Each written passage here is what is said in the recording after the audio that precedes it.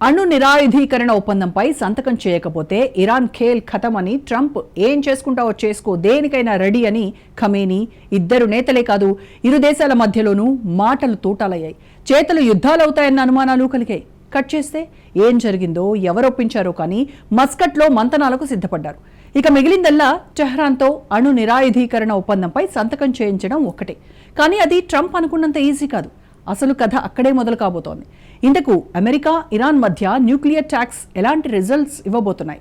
చర్చలకు ససేమిరా అంటూ వచ్చిన ఇరాన్ యూటర్న్ తీసుకోవడానికి రీజన్ ఏంటి? పశ్చిమాసియా భవిష్యత్తును డిసైడ్ చేసే చర్చలకు ఒమన్నే ఎందుకు ఎంచుకున్నారు? Watch this.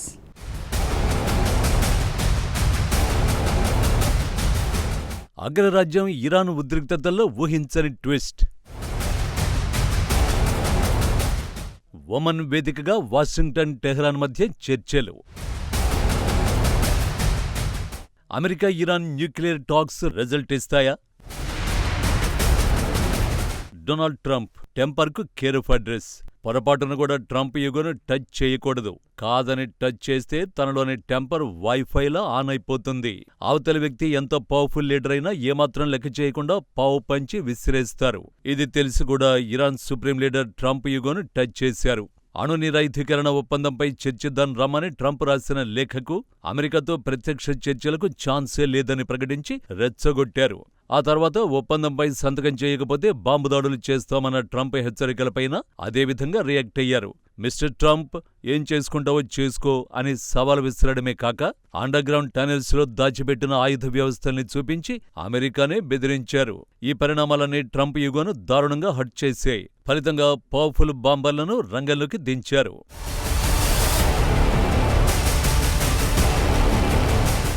Diego Garcia Indo Pacific రీజియన్లో America Britain joint military base. వ్యూహాత్మకంగా అగ్రరాజ్యానికి కీలకమైన మిలిటరీ స్థావరం. అమెరికా శత్రుదేశాలు ఇరాన్, చైనాలను టార్గెట్ చేయడానికి అనువైన బేస్. ఇక్కడ యుద్ధ నౌకలు, ఫైటర్ జెట్లను మోహరిస్తే ఎనిమిపై ఎనీటైమ్ యాక్షన్లోకి దిగిపోవచ్చు.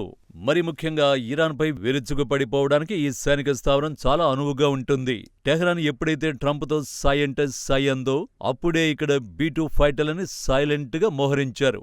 అప్పుడు మొదలైంది టెహ్రాన్ వెన్నులో వణుకు. ట్రంప్కు తిక్కరేగితే ఏం చేయడానికైనా వెనుకాడని ఇరాన్కు అర్థమైపోయింది. పైగా అంతర్జాతీయ ఆంక్షలతో ఇరాన్ సంక్షోభాన్ని ఎదుర్కొంటోంది. దీంతో అమెరికాతో చర్చలకు సిద్ధపడింది.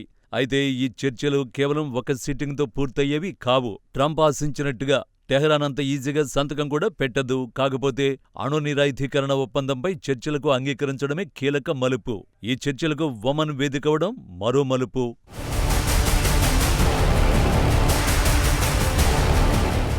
అంతర్జాతీయ సవాళ్లకు చెక్ పెట్టే చర్చలకు ఒమన్ వేదికైన సందర్భాలు గతంలోనూ ఉన్నాయి. దౌత్యపరంగా ఒమన్ పాత్ర కీలకమైంది. చారిత్రకంగా చూసిన ప్రపంచ రాజకీయాల్లో వ్యూహాత్మకంగా వ్యవహరించిన గత అనుభవం ఒమన్కు ఉంది. ఒమన్ ప్రజల్లో అత్యధికులు ఇబాదీ ముస్లింలు. ఇది సున్నీ షియా విభజనకు ముందు నుంచి ఉన్న ఉదారవాద ఇస్లాం శాఖ. ఇరాన్తో వ్యవహరించే విషయంలో గత కొన్నేళ్లుగా అమెరికా ప్రధానంగా ఒమన్ పైనే ఆధారపడుతోంది. 2015లో ఇరాన్తో అణు ఒప్పందం కుదరడానికి అప్పటి అధ్యక్షుడు బరాక్ ఒబామాకు రహస్య చర్చల్లో ఒమన్ ఎంతో సాయపడిందని విదేశాంగ నిపుణులు చెబుతారు. ఇప్పుడు మరోసారి అణు నిరాయుధీకరణ ఒప్పందంపై చర్చలకు ఒమన్ వేదికవడంతో ఈ చర్చలు సానుకూలంగా ముగుస్తాయని భావిస్తున్నారు. అయితే అమెరికాతో తాము నేరుగా చర్చల్లో పాల్గొనేది లేదని ఇరాన్ అంటోంది. అణు కార్యక్రమంపై ఒప్పందం విషయంలో ముందుగా ఒమన్ విదేశాంగ మంత్రితో మాట్లాడుతామని, తమ సందేశాన్ని ఆయనే అమెరికా ప్రతినిధి స్టీవ్ విట్కాఫ్కు అందజేస్తారని ఇరాన్ విదేశాంగ మంత్రి అబ్బాస్ బద్రు చెప్పారు. 2015లో అణు నిరాయుధీకరణ ఒప్పందం విషయానికొస్తే ఆ ఒప్పందం ప్రకారం ఇరాన్ తన అణు కార్యక్రమాలను కట్టడి చేస్తే అమెరికా అంతర్జాతీయ ఆంక్షల నుంచి ఉపశమనం దొరుకుతుంది. ఇందులో అమెరికాతో పాటు బ్రిటన్, చైనా, ఫ్రాన్స్, జర్మనీ, రష్యాలు భాగస్వాములుగా ఉన్నాయి. నాటి ఒప్పందం ప్రకారం ఇరాన్ 3.67% శుద్ధి చేసిన యురేనియంను కొద్ది మొత్తంలో మాత్రమే నిల్వ ఉంచుకునేందుకు అవకాశం ఉంది. అయితే ఆ దేశం వద్ద ప్రస్తుతం 60% వరకు శుద్ధి చేసిన యురేనియం పెద్ద మొత్తంలో నిల్వ ఉన్నట్లు చెబుతున్నారు. 2018లో అమెరికా నాటి అధ్యక్షుడు ట్రంప్ ఈ ఒప్పందం నుంచి వైదొలుగుతున్నట్లు ప్రకటించి తిరిగి ఇరాన్పై ఆంక్షలు విధించారు. ప్రస్తుతం అణ్వాయుధం తయారీ దిశగా సాంకేతికంగా ఇరాన్ అతి సమీపంలో ఉన్నట్టు తెలుస్తోంది. ఈ నేపథ్యంలోనే ఇరాన్ అణు సదుపాయాలపై దాడులు తప్పవని అమెరికా అధ్యక్షుడు ట్రంప్ తీవ్ర హెచ్చరికలు చేస్తున్నారు. మరి ఒమన్ చర్చల్లో కూడా ఇరాన్ దారికి రాకపోతే, ఒమన్ చర్చల్లో కనుక అణు నిరాయుధీకరణ ఒప్పందంపై చర్చలు ఫలించి టెహ్రాన్ సంతకం చేయకపోతే పశ్చిమాసియా రణరంగంగా మారడం ఖాయం.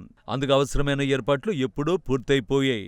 హిందూ మహాసముద్రంలోని డిగో గార్సియా మిలిటరీ స్థావరానికి 6 B-2 బాంబర్ల తరలింపు ఒక్కటే కాదు, అంతకు మించిన ప్లాన్ ఆఫ్ యాక్షన్ ఇటీవల నెతన్యాహు అమెరికా పర్యటనలో సిద్ధం చేశారనే చర్చ జరుగుతోంది.